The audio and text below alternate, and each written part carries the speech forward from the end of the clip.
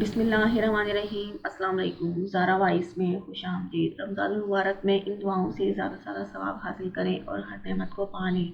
چھٹے روزے کو عبادت کا اہتمام کریں۔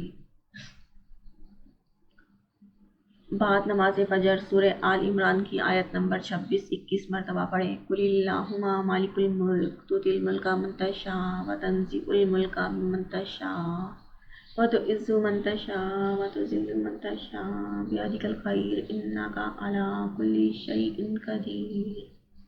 ترجمہ کہو کہ اے اللہ بادشاہی کے مالک، تو جس کو چاہے بادشاہی بخشے اور جس سے چاہے بادشاہی چھین لے، اور جس کو چاہے عزت دے اور جسے چاہے ذلیل کرے۔ ہر طرح کی بھلائی تیرے ہی ہاتھ میں ہے اور بے شک تو ہر چیز پر قادر ہے۔ بعد نماز ظہر دعائے رزق کی وسط کی دعا 17 مرتبہ پڑھیں۔ اللہم اجعل اوسع رزقک علی عند کبر سنی وانقطاع عمری۔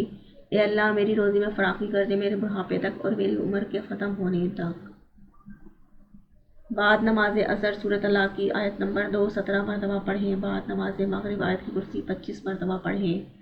بعد نماز عشاء دعائے رزق 50 مرتبہ پڑھیں۔ لا الہ الا اللہ الملک الحق المبین محمد رسول اللہ صادق الوعد الامین۔ اللہ تعالیٰ جو بادشاہ برحق ہے اور ہر چیز کو کھول کر بیان کرنے والے ہیں، اس کے سوا کوئی معبود نہیں۔ حضرت محمد صلی اللہ علیہ وسلم اللہ کے رسول ہیں جو وعدے کے سچے ہیں۔ فائدہ: یہ دعا روزہ رسول صلی اللہ علیہ وسلم کی جالیوں پر لکھی ہوئی ہے۔ Thanks for watching. Please like, share and subscribe.